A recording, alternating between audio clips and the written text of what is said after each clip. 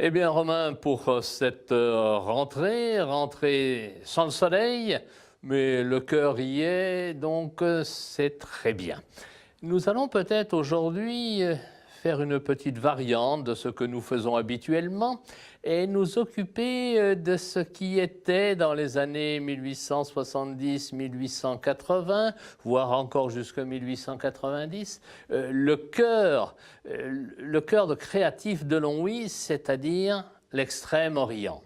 Alors c'est une époque évidemment où la France est très présente, militairement, commercialement, diplomatiquement, dans des pays comme le Japon, comme la Chine, comme l'Indochine, et quand d'autres petits royaumes de l'Inde. Nous allons aujourd'hui voir ce que ces pays, par leur style, par leur esthétique, par aussi leur culture, culture cultuelle et culture économique, parce qu'ils ont beaucoup vendu sur les marchés occidentaux, qu'est-ce qu'ils nous ont apporté? Alors évidemment, chacun connaît bien le dragon et le phénix de Longwy sur nos émaux, mais ils ont une source d'inspiration. Alors si j'ai déjà pu démontrer quelles étaient les images de l'époque, essentiellement des motifs extraits d'ouvrages d'ornementation comme ceux d'Owen Jones, comme ceux de Racinet. Ce sont de très très beaux livres qui valent très cher aujourd'hui, mais ce sont dans ces livres que se trouvaient les motifs principaux que Longwy a développés sur sa faïence. Donc nous allons voir aujourd'hui quelque chose d'un peu différent, mais toujours dans la même source. Les meubles exotiques, les objets exotiques qui nous ont apporté, on va dire aujourd'hui, le dragon ou la fleur de Sakura. Donc nous allons voir deux meubles à travers, même trois meubles, une sculpture, un objet décoratif. On fait un petit tour. Eh bien, nous voici ici près d'une pièce assez extraordinaire parce que tout est sculpté dans la masse, dans un bois qu'on appelle le huangli, un bois extrêmement dur, extrêmement lourd, et ces meubles sont faits avec des assemblages que nos ébénistes ne connaissaient pas. Chaque culture, chaque forme d'art et de métier a son propre sens.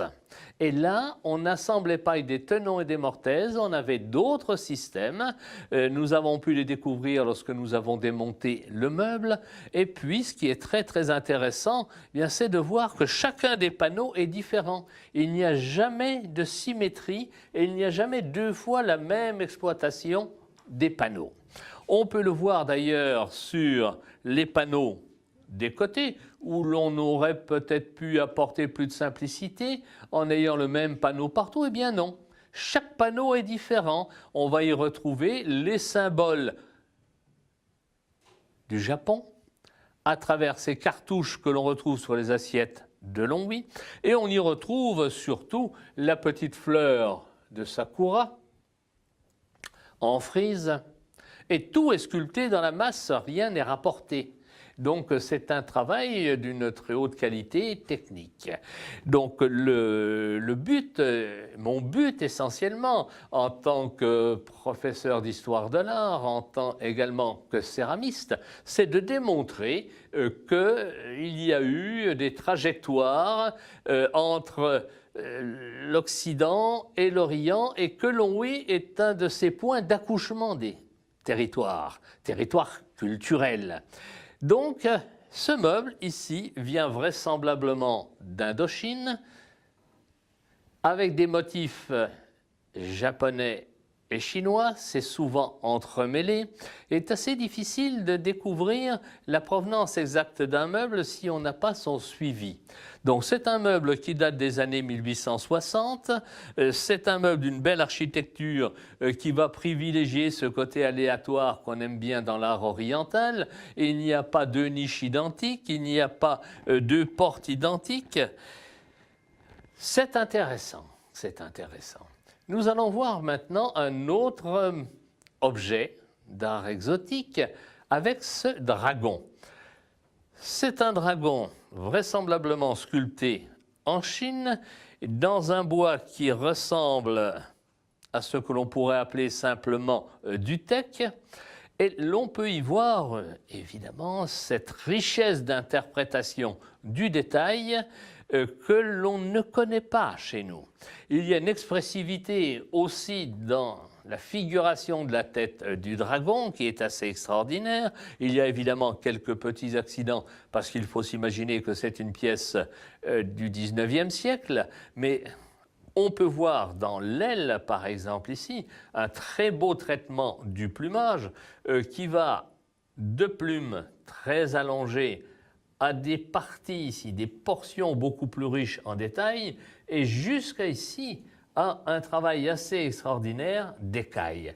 On peut voir aussi, là, le travail graphique qui remonte jusqu'à la gueule de l'animal, l'œil qui est globulaire mais bien intégré dans la masse, et puis surtout cet extraordinaire rictus qui n'est pas méchant, car le dragon oriental n'est pas un animal méchant comme pouvait l'être le dragon occidental. C'était un animal qui apportait le bonheur dans la maison. C'est pour ça que beaucoup d'objets chinois, japonais ou provenant de la péninsule asiatique qui représentent l'Inde, le Pakistan et d'autres. Alors, ce sont des formes, ici, où l'on retrouve encore le dragon. Sa tête est très très joliment interprétée également. Alors, ce sont des objets, ici, en bronze, donc exécutés par moulage. On peut y voir ici le caractère chinois qui l'identifie. Et on peut y voir, par exemple, ici, la chauve-souris. Il y a une très jolie petite chauve-souris, ici. Et 3 dragons, 2 formant prise, celui-ci formant pied-douche. Ce sont des objets d'une très très haute qualité esthétique, mais dont le but, car il y a un but, ce n'est pas que de la décoration. Avant d'être de la décoration, c'est un objet qui apporte dans la maison le dragon, donc qui apporte le bonheur dans la maison. Donc, ce dragon, on va le retrouver même sur des tout petits objets comme ceci. Or, celui-ci rentre dans le cadre de nos collections.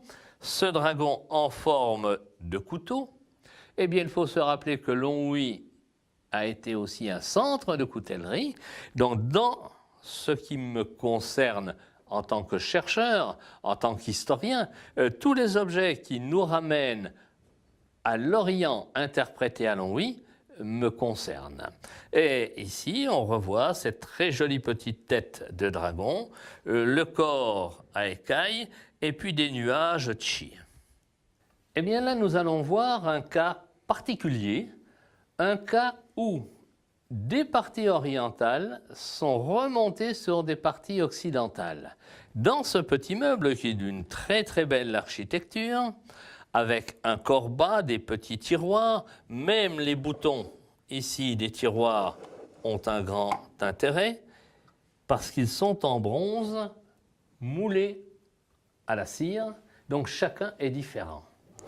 Et l'on peut voir évidemment que tout est en bois massif, le style chinois que l'on retrouve toujours avec cette asymétrie. On ne veut pas de symétrie en Chine, la symétrie est jugée ennuyeuse.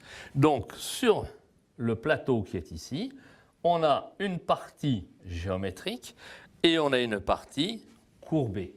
Donc, tout cela témoigne bien d'un esprit de recherche autour du plaisir du meuble, plaisir esthétique, et la petite partie ici qui vient avec sa petite porte.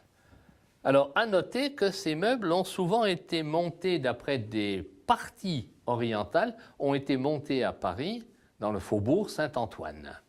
Et l'on reconnaît cela avec les parties métalliques, telles que les serrures, ou telles que l'on peut le voir ici, les charnières, qui sont bien de chez nous, parce qu'elles portent le numéro d'ordre de fabrication d'un bronzier parisien. La petite vitre ici est évidemment de chez nous. Ce meuble a été transporté en pièces détachées avant d'être monté à Paris. On peut aussi s'interroger sur l'usage originel de ces meubles, c'était essentiellement des meubles de collectionneurs sur lesquels on plaçait, comme nous le faisons ici à Saint-Jean-l'Aigle, on plaçait des objets de décoration. À noter également ce piétement qui est architecturé en trapèze pour lui donner de la stabilité. C'est extrêmement bien dessiné. Ce ne sont pas des meubles que l'on retrouve à l'identique dans une multitude de fabrications. Non, non, chaque meuble est différent. Eh bien, Romain, nous allons conclure cette petite émission bien sympathique sur cette transmission des cultures dans le monde.